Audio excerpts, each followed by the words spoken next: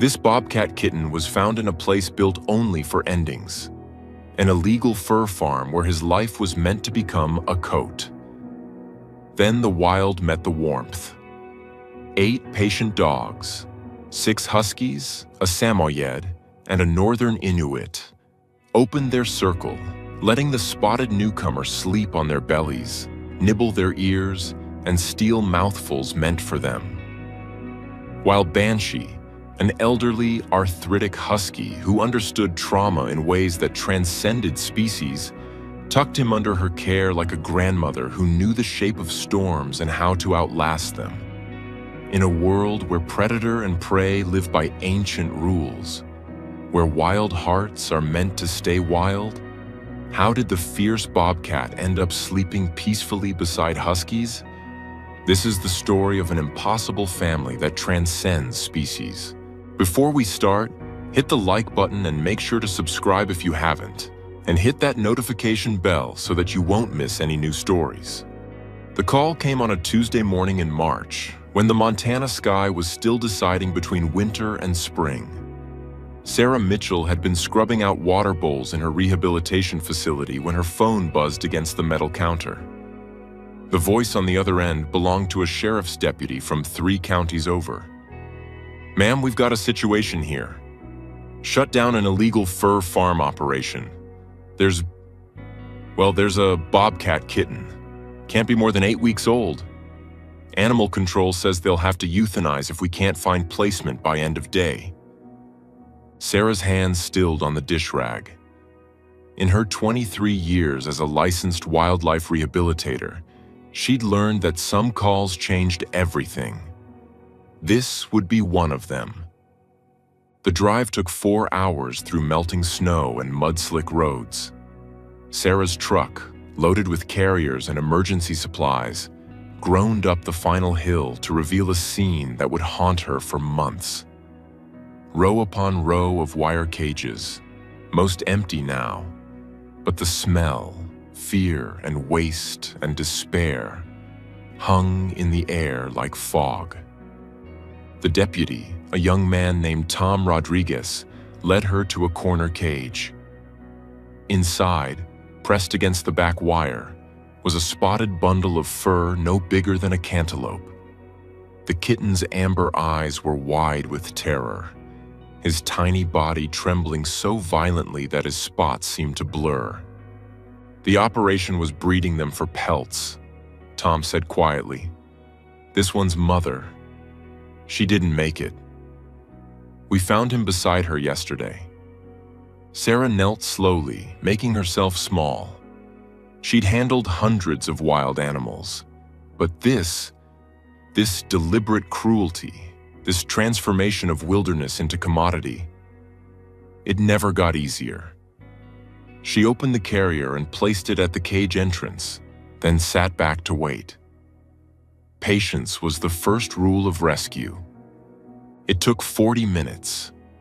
40 minutes of soft humming, of scattered treats, of pretending to look away while watching from the corner of her eye. Finally, hunger won over fear. The kitten crept forward, grabbed a piece of rabbit meat, and retreated. Then another. On the third approach, Sarah gently guided him into the carrier with a gloved hand. "You're safe now, little warrior," she whispered, securing the door. The kitten's answering growl was so tiny, so fierce despite everything, that she almost smiled. "Let's get you home." The first challenge came immediately.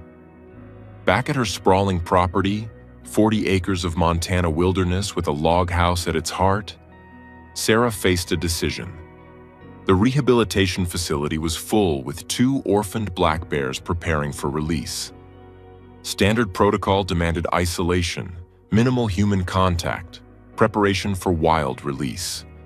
But looking at this kitten, barely weaned, traumatized, she knew the textbook wouldn't work here. "Sometimes," she told the kitten as she prepared a bottle of specialized formula, "the rules need to bend so spirits don't break." That's when Banshee found them. The northern Inuit dog, silver gray with eyes like winter ice, had been Sarah's first rescue 15 years ago. Now arthritic and wise, Banshee ruled the house's pack of 8 dogs with the patience of a grandmother who'd raised too many puppies to count. She padded into the kitchen, took one look at the carrier, and lay down beside it with a soft woof. The kitten stopped crying. Sarah watched, amazed, as Banshee's presence seemed to calm the terrified baby. The old dog's tail swept slowly across the floor, her breathing deep and steady. After a moment, a tiny spotted paw reached through the carrier bars toward that gray tail. "Well," Sarah said softly, "I guess you've made a friend." She named him Geralt, after the white-haired warrior from her favorite book series, a fighter who'd been transformed by circumstances but kept his heart. The name felt right for a creature born into darkness but destined, she hoped, for something better. The introduction to the full pack happened gradually. First came the other elder, Kodiak, Sarah's massive Samoyed, whose white fur made him look like a benevolent polar bear. Then the younger Huskies, Storm and Thunder, brothers with matching black masks. Luna, pure white with one blue eye, one brown. Rebel, red and unruly. Shadow, quiet and watchful. And Mischief, who lived up to her name daily. Sarah had expected tolerance at best. What she got was adoption. Within a week, Geralt was sleeping curled against Kodiak's belly, the Samoyed's thick fur better than any heated bed. Storm and Thunder took turns carrying him around the house by his scruff, gentle as mothers despite being young males. Luna groomed him with the dedication of a cat, her pink tongue carefully cleaning his spotted ears.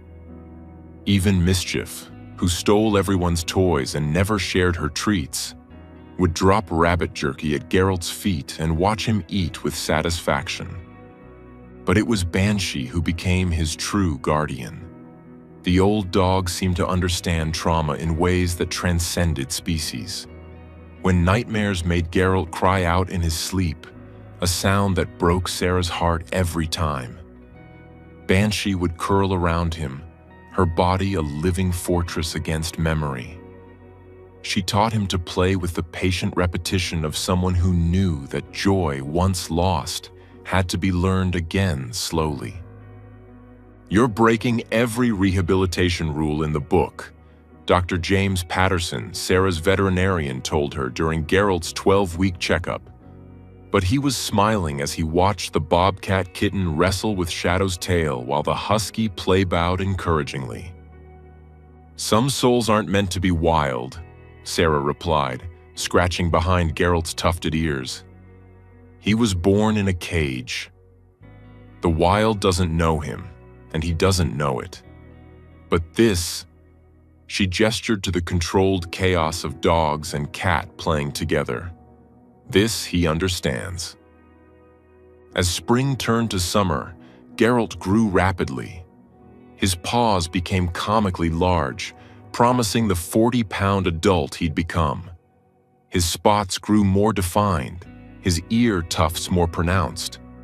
He learned to open doors, much to Sarah's dismay, steal food from counters, the dogs taught him well, and make a chirping sound that meant happiness, usually when Banshee appeared.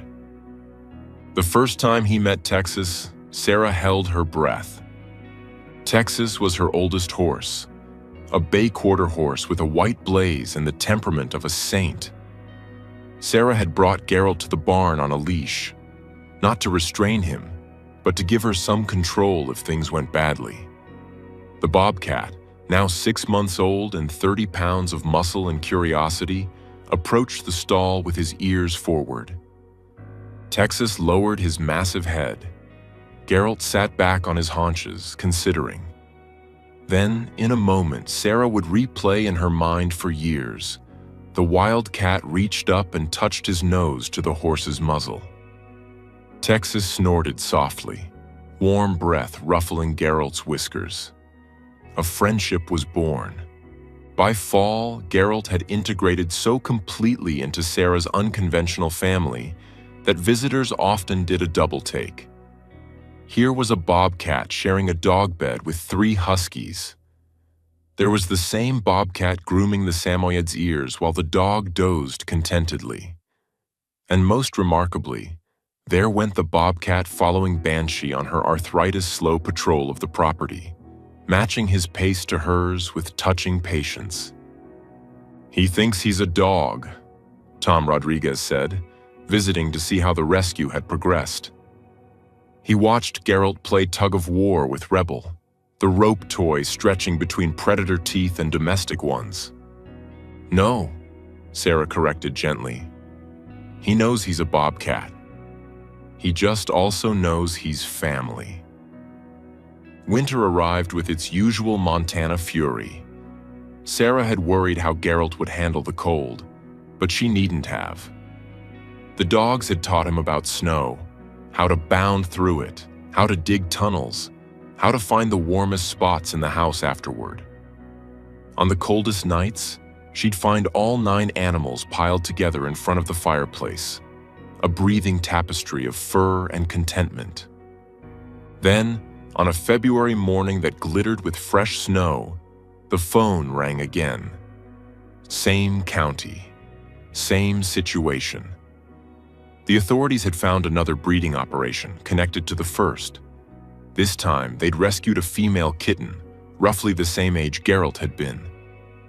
"She's in bad shape," the new deputy warned. "Malnourished, infected eyes. The vet says she'll make it, but..." "Bring her," Sarah said without hesitation. They named her Bolochka, Russian for Little Bun, because when she finally uncurled from her defensive ball, she was round and golden and sweet as pastry.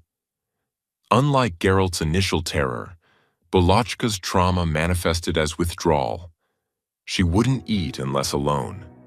She hid under furniture. She flinched at every sound. Sarah set up a separate room for her, following protocol this time. But Geralt had other ideas. On Bolotka's 3rd night, Sarah heard scratching at the isolation room door. She found Geralt there, chirping softly, the sound he made for Banshee, for family. Against her better judgment, she opened the door. What happened next challenged everything Sarah knew about bobcat behavior. In the wild, bobcats are solitary, territorial. But Geralt approached the cowering kitten with the same gentleness Banshee had shown him. He lay down a few feet away, purring, a sound Sarah had rarely heard from him. He waited. It took 3 hours.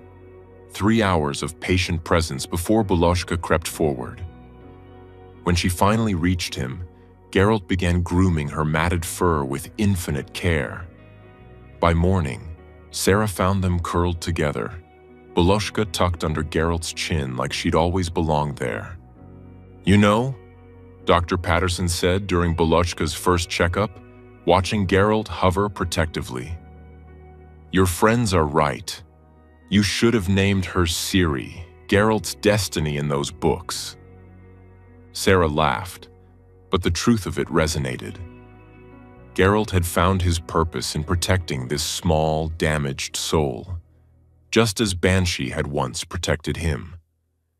The pack's acceptance of Bolochka was immediate and unanimous, as if Geralt's love was their recommendation letter.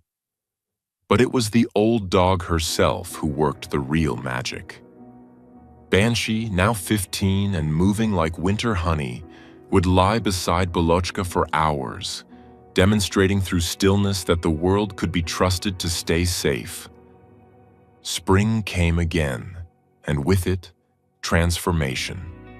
Bolochka grew into her name, round, soft, golden in the sunlight that she'd learned to seek out. She discovered play through mischief's patient teaching, learned to hunt toys from shadow, found her voice in harmonizing with the Husky's howls. She even developed her own friendship with Texas, though she preferred to watch him from atop a fence post, chittering commentary on his grazing. The day Bolochka first played in the snow, pouncing with the uncoordinated joy of someone discovering happiness, Sarah cried.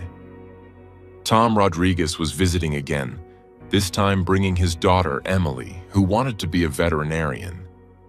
"How do they not eat each other?" Emily asked with 12-year-old directness, watching Bolochka and Geralt wrestle while Storm refereed. Sarah considered her answer carefully. "Love isn't limited by species, Emily. Neither is trauma. These animals, all of them, not just the bobcats, they've learned that surviving isn't the same as living. They're teaching each other how to do both."